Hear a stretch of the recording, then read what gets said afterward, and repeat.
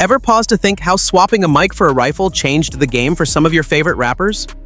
From drill beats to drill sergeants, their journeys in uniform forged grit you can't fake. Let's unravel how the battlefield shaped these hip-hop legends and discover the untold chapters that made their stories unforgettable. Many top rappers once traded stages for barracks, learning courage under fire long before fame arrived. Their military stints infused raw experiences into their lyrics, fueling authenticity and drive. Stay tuned to uncover surprising twists in each artist's past, stories that'll make you see their music through a whole new lens. First, let's dive into the life of Ice-T, a true pioneer who laid the groundwork for gangsta rap.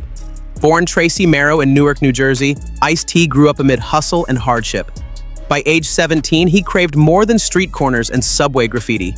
Driven by a hunger for structure, he enlisted in the United States Army in 1977, heading straight to Fort Benning, Georgia for basic training. There, he learned discipline, respect for hierarchy, and how to stay cool under pressure, skills that would later echo through his rhymes. In the barracks, Ice-T wasn't just another private. He stood out with a confident swagger and quick wit. Drill sergeants took notice when he disciplined younger recruits, teaching them drill routines almost as effortlessly as he later taught crowds how to nod heads to his beats. Boot camp wasn't all push-ups and shouted orders, though. It was where he first tasted freedom mingled with responsibility. He learned to balance order with creativity, leading morning exercises by day and scribbling rhyme lines by night in cramped quarters. The military tattoo on his chest became more than ink. It became a constant reminder of sacrifice and loyalty. After 2 years of service, during which he rose to the rank of specialist, Ice-T returned to civilian life with new discipline and a sharpened sense of purpose. Rather than slip back into aimless directions, he directed his energy into pursuing music. Those late-night rap practice sessions in his Los Angeles apartment hummed with the same focus he'd cultivated in uniform. He poured battlefield lessons into his sound, crafting lyrics that reflected raw honesty, street life's tension, survival's urgency, and respect earned through struggle. His debut single, 6 in the Mornin', echoed with an authenticity few could match because Ice-T had been on the front lines, both in his neighborhood and on the parade grounds. The grit he honed under drill sergeants morphed into performance confidence. When he stepped on stage, he didn't just command attention, he demanded it. The fierce determination drawn from marching in step with hundreds of fellow soldiers translated seamlessly to commanding crowds of adoring fans. His time in the Army built a backbone of steel that never wavered, whether he faced studio rejection or CD sales slumps. By the early 1980s, Ice-T had become a name whispered from Compton to Brooklyn, a true hip-hop force. Many claim the streets defined his artistry, but it was equally the barracks. Silver-tongued speeches before squads, strict schedules, and midnight rations that taught him to channel hunger into ambition. Next up is KRS-One, a revolutionary voice whose path to rap greatness also cut through military experience. Born Lawrence Parker in New York City, he grew up navigating the gritty streets of the Bronx. By 17, his curiosity about life led him to a drafting notice. Rather than wait for the draft board to decide his fate, he enlisted voluntarily in the Army in 1980. In basic training at Fort Lee, Virginia, he learned order and unity in a way he never experienced growing up amid break-ins and graffiti. He quickly rose to the rank of private first class through sheer dedication, though his heart remained fused to creativity. KRS-One's Army days were a study in contrasts. On one hand, he was drilling with platoons at dawn, doing push-ups at dusk, and learning military regulations down to the letter. On the other, his mind buzzed with beats, rhymes, and cultural critiques he scribbled on scraps of paper. Barracks conversations with fellow soldiers introduced him to diverse viewpoints, from troops who'd served in Korea to others stationed for weeks in Germany. Every story, every accent, and every new cadence influenced the budding lyricist inside him. When he wasn't peeling potatoes in the mess hall, he was scribbling verses about social justice, peace, and unity. Though Army life demanded conformity, wearing the same uniform, marching in lockstep, KRS-One learned the art of balancing individual expression with collective duty. He took note of how platoon cohesion relied on trust and how effective orders transcended ranks when spoken with respect. These lessons bled into his music later. After 2 years of service, he left the Army with a sharpened perspective on authority, society, and self-worth. Back on Bronx streets, he joined forces with DJ Scott LaRock to form Boogie Down Productions. Their debut album, Criminal Minded, reflected the urgency and conviction he'd internalized in uniform. KRS-One's military stint often goes overlooked because his legacy as the teacher in hip-hop overshadows everything else. Yet every fiery speech on stage and every call for change in his albums echoes the discipline he first forged at Fort Lee. When he lectured crowds about the dangers of systemic oppression and the need for self-empowerment, it wasn't just rhetoric, it was testimony from someone who'd followed orders and questioned their purpose. The Army made him value unity, hip-hop made him value voice. Those two worlds combined into powerful activism that helped shape the culture. Now, shifting gears to Nikki D, whose journey blended boot camp with the Bronx beat. Born Nichelle Strong in 1970, she grew up dancing in community centers before seeing a flyer for Army ROTC. At 18, she enlisted in the Army in 1988, joining a wave of young women eager to challenge themselves. In basic training at Fort Jackson, South Carolina, Nikki D discovered a new sense of confidence.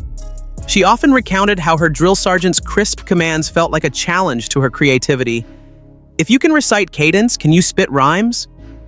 While her male peers pushed through grueling obstacle courses, Nikki D sprinted past them, fueled by both ambition and an inherent rhythm she honed long before stepping foot in uniform. Between rifle drills and night vision exercises, she found solitude in headphones, listening to early hip-hop tapes that circulated through the barracks. She'd memorize lines from Queen Latifah and Moni Love, quietly rewriting them in her mind to reflect her own journey. The rhythmic pulse of drill commands, left, right, left, soon sounded more like beats begging for lyrics. After basic training, she was stationed in Fort Hood, Texas, working in communications, a job that taught her how to connect messages across vast networks, skills she later applied to linking verses and choruses. But it was the Tuesday night talent shows on base where she really shined. Under stage lights in a crowded mess hall, she performed Kickin' for Brooklyn to roaring applause. The military camaraderie gave her a taste of performing before diverse crowds, mechanics, medics, and mechanics, all cheering for the Bronx girl who rapped about city dreams. Those moments planted a seed that blossomed once she left the service in 1992. Back in New York, Nikki D hit the studio with an unshakable work ethic learned from 2 years in uniform. Her 1991 single, Lettin' Off Steam, resonated with raw honesty, earning her respect in a male-dominated scene. But beyond chart rankings, it was her disciplined hustle. Waking at 5 a.m. for vocal practice, hitting the gym midday, then writing lyrics late at night, that truly set her apart. Her military background became a badge of honor, giving her the edge. Fans knew when Nikki D stepped on stage, they weren't just watching a rapper. They were witnessing a soldier armed with verses. Moving on, Scarface, born Brad Jordan in Houston, Texas, is celebrated for pioneering Southern rap, but fewer recall his brief military chapter. In 1985, drawn by a desire to escape neighborhood pressures and seek new direction, he enlisted in the U.S. Army at Fort Hood. Once on base, he was introduced to a culture far removed from Houston's street corners. Standing on parade grounds, chanting cadences, and enduring endless push-ups taught Scarface discipline he hadn't known growing up in the South Side's rough neighborhoods. While his role in the Army was primarily as an infantryman, he carried with him a notebook full of poetry. He'd jot down lines in the MRE breaks, reflecting on how service felt both freeing and confining. Drill sergeants respected his humble demeanor. Fellow soldiers were drawn to his lyrical snippets that spilled from his lips during fitness drills. Word circulated, there's a guy on post who raps circles around folks. By the time he completed basic training, the man who returned to Houston was not just Brad Jordan. He was Scarface, a soldier armed with more than an M16. He was armed with authenticity. After 2 years in uniform, he came home ready to channel raw experiences into music. His debut album, Mr. Scarface is Back, brimmed with stories of survival, street battles exchanged for military confrontations. Though he never directly rapped about boot camp, the album's intensity and lean production mirrored the no-frills discipline he'd absorbed. Every gun reference, every tale of adversity sounded as authentic as a drill ceremony. The world soon recognized Scarface as a storyteller whose insights ran deeper than surface-level bravado. They flowed from scars born on all sorts of fields, urban and military alike. Now let's take a look at David Banner, born Lavelle Crump in Jackson, Mississippi, who may not have enlisted but served under the military microscope in another way, through ROTC scholarship in college. While not full-fledged Army service, his enrollment in the University of Southern Mississippi's Reserve Officers Training Corps from 1992 to 1996 gave him structures similar to active duty. Early mornings spent in PT drills, uniform inspections, and learning tactical protocols taught him about leadership, accountability, and pushing mental limits. Campus life intertwined with Army life. He balanced bomb field exercises on green lawns with late-night studio sessions in share houses. ROTC meetings became impromptu cipher battles. He'd rap verses about legacy while classmates took notes on chain of command. Though he graduated as a second lieutenant, he chose to pursue music rather than commission as an officer. Yet those 4 years in ROTC were crucial. They sculpted the discipline he applied to beat making and mixing tracks. In the studio, his efficiency mirrored planning a military operation. Every lyric, every drum beat, executed with precision. His 2003 album, Mississippi the Album, showcased a hunger and finesse few Southern rappers could claim at the time. Listeners felt the weight in his voice. A man who'd run obstacle courses before jamming on the MPC drum machine. Songs like a Pimp and Cadillac on 22s mixed conversational storytelling with rugged bravado, reflecting a poet's heart in a soldier's frame. Though he never donned camouflage in combat, his ROTC experience gave him a mindset that commanded respect in rap circles. Every studio session felt like a mission briefing. Every verse, a covert operation aimed at winning hearts and charts. Next, consider MC Hammer, born Stanley Kirk Burrell in Oakland, California, whose flashy dance moves and baggy pants made him a superstar. But the road to fame passed through Army folded khakis first. In the early 1980s, just out of high school, he enlisted in the California Army National Guard. His role mostly involved weekend drills and summer training, yet it established a foundation of rigor and perseverance. Standing at attention during drill sergeant's commands, he learned to focus like never before. A skill that later helped him endure punishing choreography and marathon recording sessions without complaint. Hammer often spoke about how early mornings in camo taught him humility. His fingers memorized machinery for weapons maintenance, even though his heart beat to funk bass lines. Weekend training gave him discipline. Weeknights, he'd teach dancers slick moves in church basements. That balance crafted a performer whose stamina surpassed most. His 1988 smash, Please Hammer, Don't Hurt 'Em, became legendary. Not just for catchy hooks, but for live shows where he danced relentlessly for 2 hours straight, fueled by a willpower honed in uniform. Though Hammer's military tenure wasn't battle-tested, it cemented mental toughness. When critics mocked his flashy style, he shrugged it off, reminding himself that drill sergeants once demanded perfection in his push-ups, not critics in MTV. That confidence coursed through You Can't Touch This, turning a simple riff sample into an anthem of invincibility.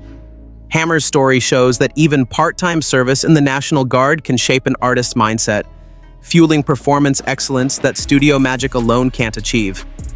Moving forward to Prophets of Rage's Be Real, not a rapper who served, but worth a mention for one who nearly did before hip-hop intervened.